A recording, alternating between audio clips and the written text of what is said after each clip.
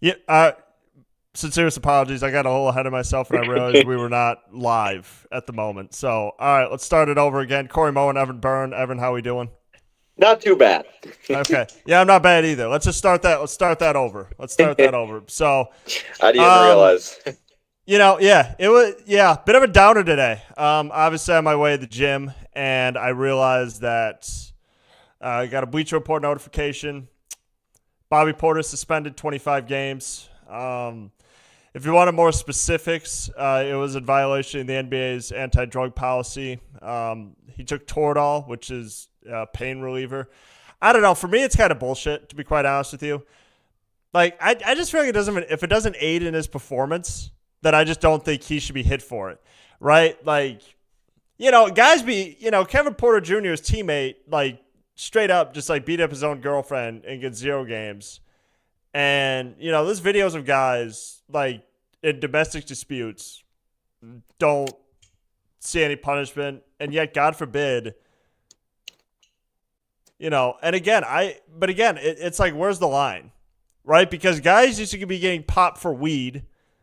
And I believe they took that off the anti-drug policy, but now all of a sudden Toradol is a part of it. Like, I'm just really trying to understand what the line is here. Players go through pain. It's really no different from what the NFL players do, and the NFL players don't get popped for it. So really, what I'm just trying to understand is where the line is here. It sucks because it's 25 games. Like, literally, he's not going to be coming back until April.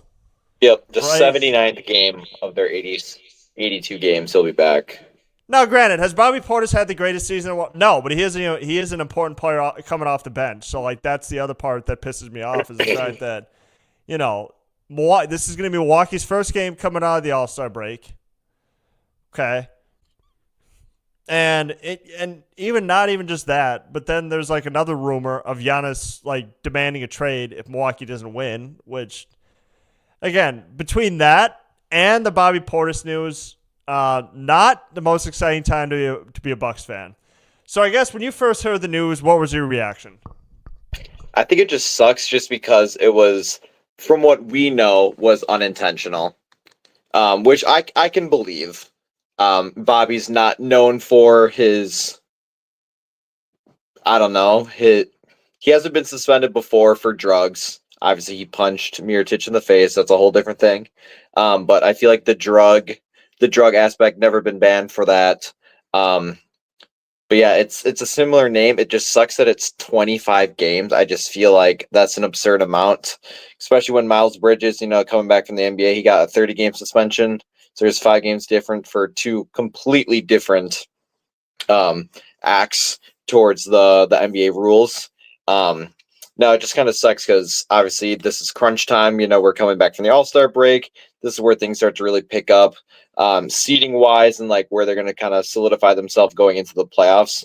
And not having Bobby for only having him for 3 of the 28 games that they're going to play is tough. But that could also allow for new guys like Jericho Sims maybe to find more minutes. I mean, I feel like it's going to have to.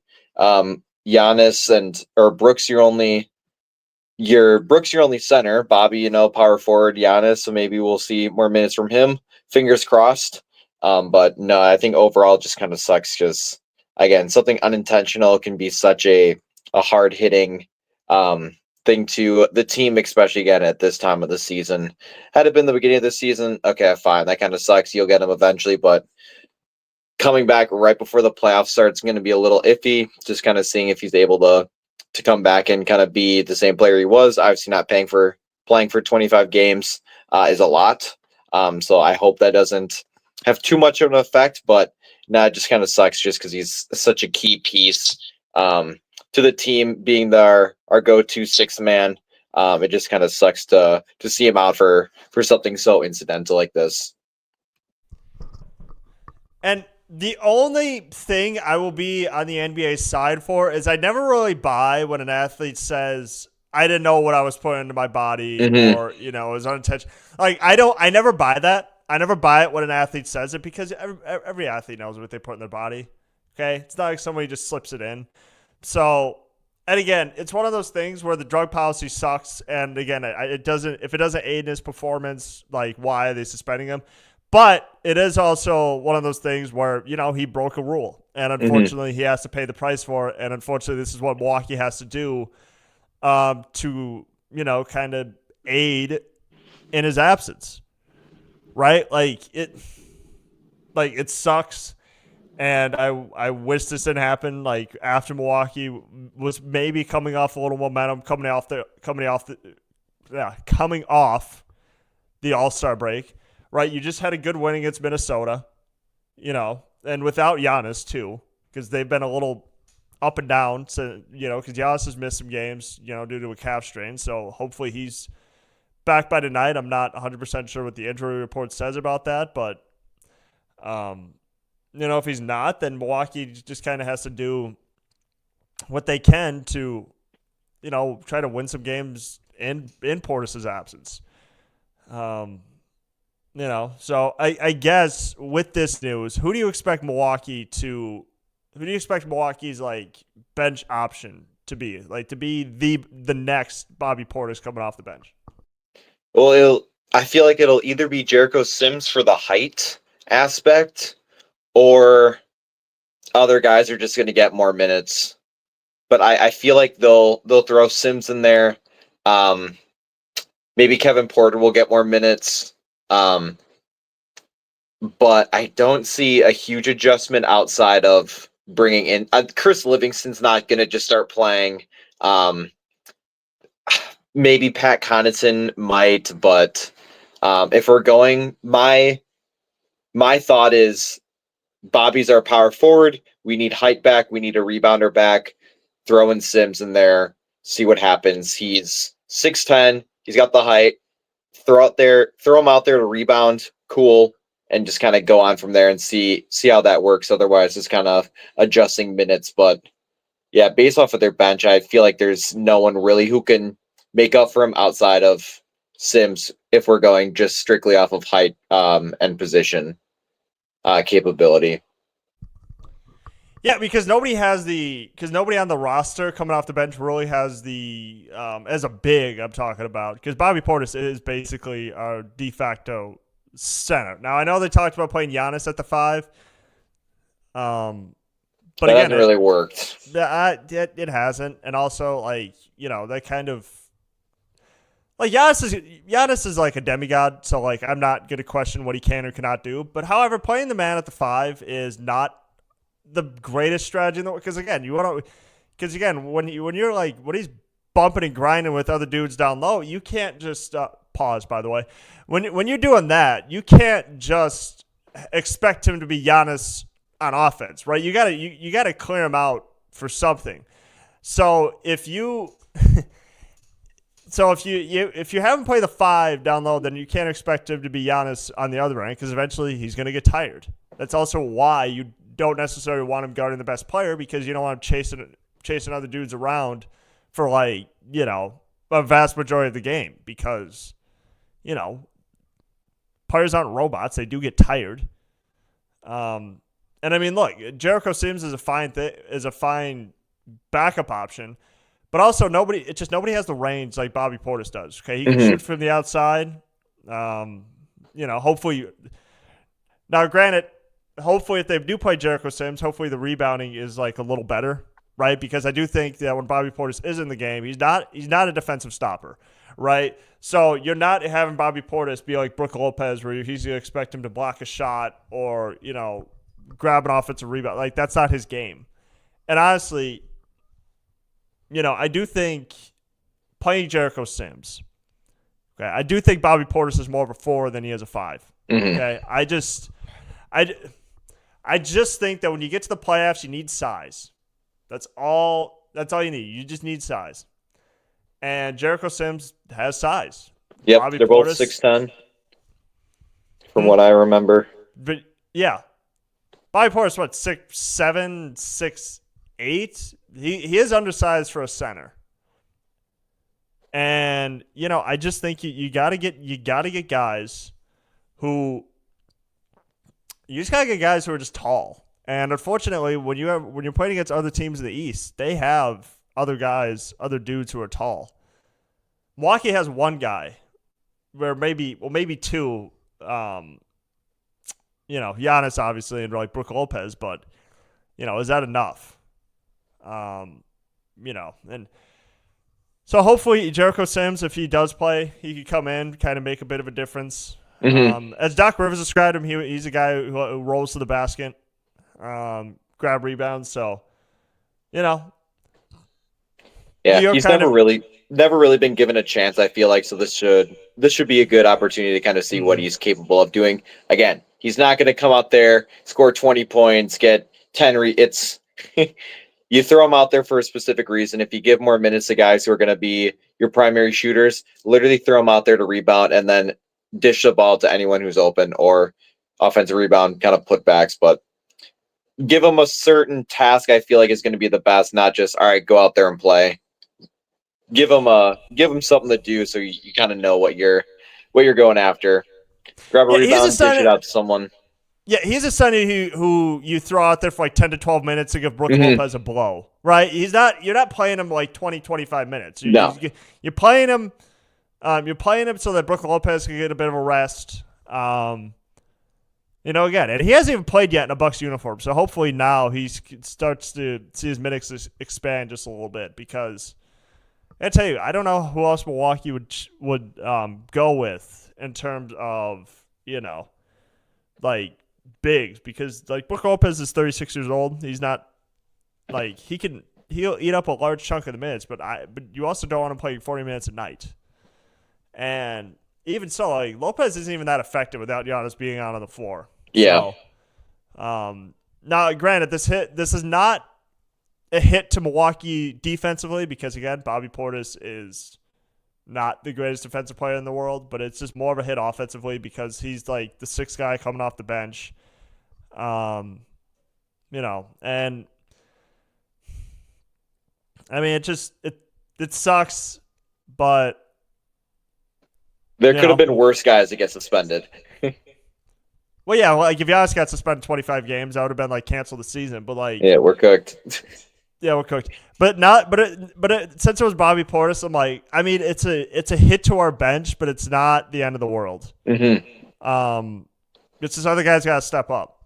Whether that's AJ Green, whether that's Pat Connaughton, whether that's whether that's I Kevin think Porter, Gary whether that's Trent, Kevin I Porter think Jr. AJ Green and Pat, I think will be guys to step up for sure. There's no doubt. I feel like they understand the situation that they're going to be in. I feel like there's no doubt that there will be guys who will not necessarily fill his role, but be able to make up. Obviously, Bobby's really out there to rebound. He's a good rebounder. He can score. He can hit a three, but if we got a guy who can rebound and we got a guy who can hit threes, I feel like that's perfect. They're just going to have to make sure that they know that they have to step up in this 25 game span.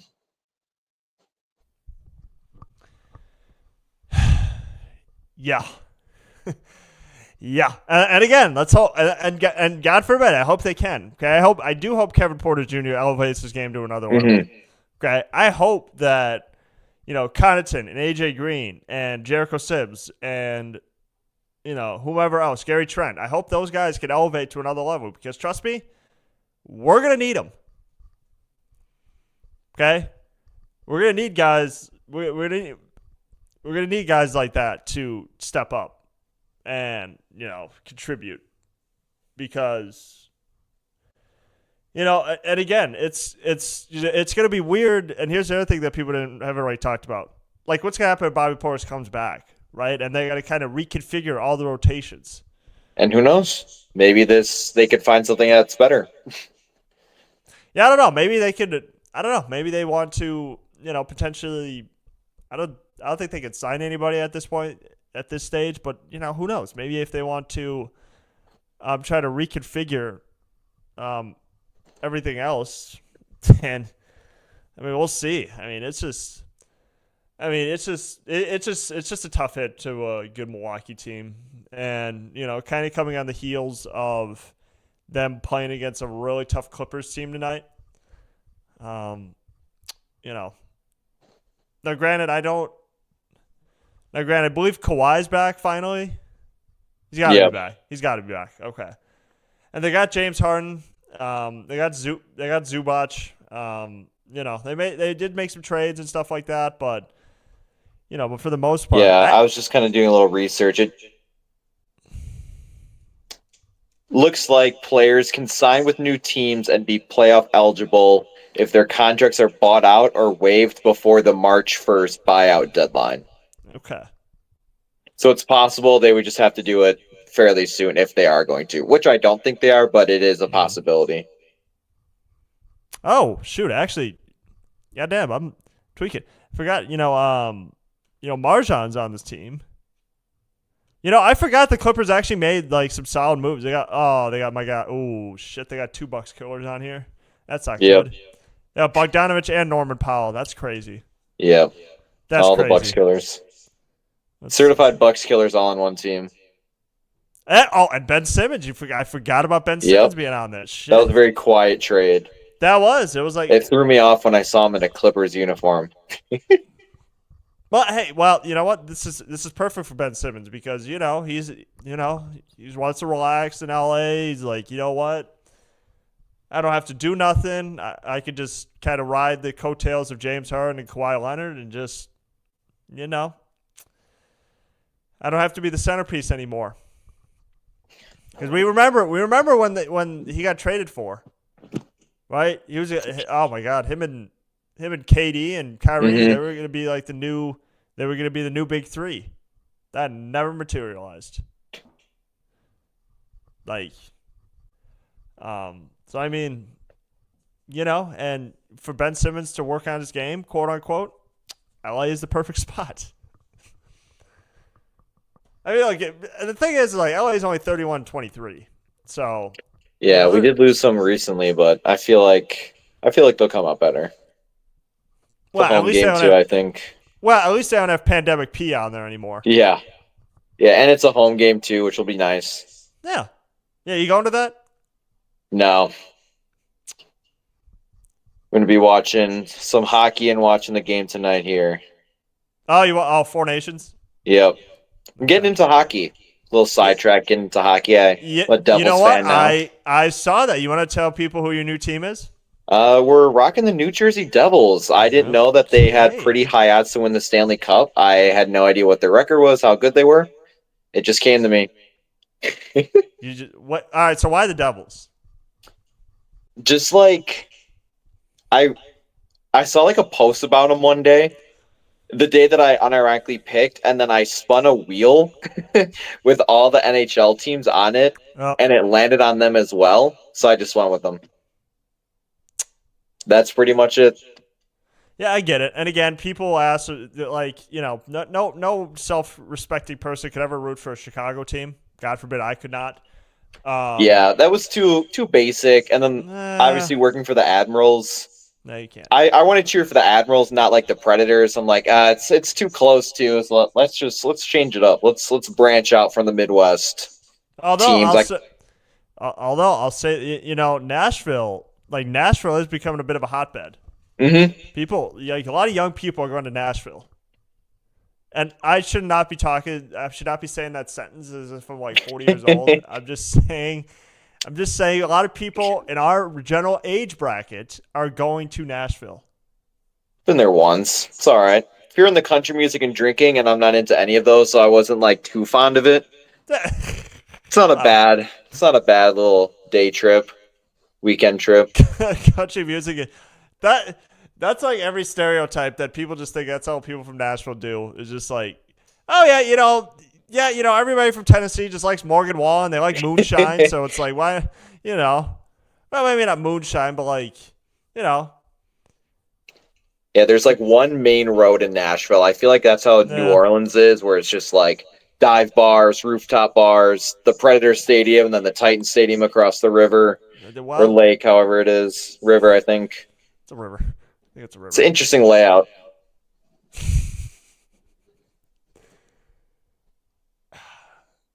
I don't know why people like Morgan Wallen so much. I don't get it. I don't know. I'm not into country music. Well, the guy is kind of a racist. I mean, he's dropped the N-word like multiple times, and yet all these white girls are just like, oh my God, Morgan Wallen. It's just, all right, I don't know. But granted, I can't really talk because I like, I like rappers, and they've had like domestic violence allegations. So it's like, honestly, really what the goal is like, it really doesn't matter what a person does in their personal life as long as they make good music. Yeah. He was misquoted. He didn't say the N-word. He was misquoted.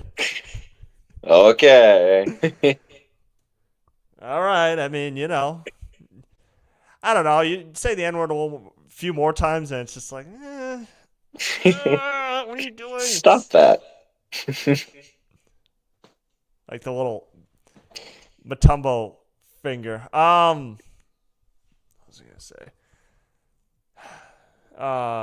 But yeah, hey, and Marjan's on the Clippers too. Kind of going back to the. It's gonna drop like 30 points on us. What? He might not play. I mean, who knows? Who knows? He's played a few, but yeah, no, I don't. Shit. I mean, I'll see. I mean, I'll do research. Has he played some? Has he played some big minutes? He is. Has he played some big minutes? He played on the 12th, 3 minutes. Oh boy. Didn't play on the 13th.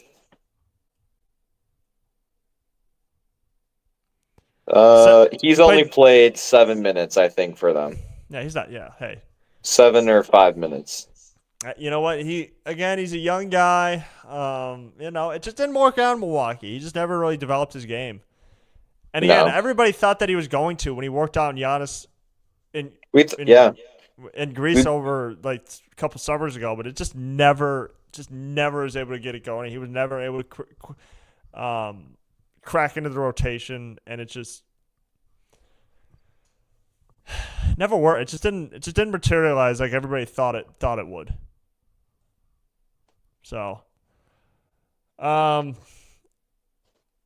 this was always gonna be kind of a shorter podcast because of like the news. So, Evan, do you have anything else? Can't say I do. Again, we got game tonight, about an hour and a half or so. Clippers back-to-back.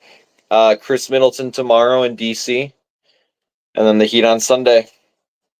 I think 2 winnable games for sure. I think tonight might be a little tricky, but I think being at home should help. Home also on Sunday as well. So let's hope for a 3-0. I think best case scenario 2-1. Mm-hmm. Who was the loss coming against, LA or Miami? I think the Clippers.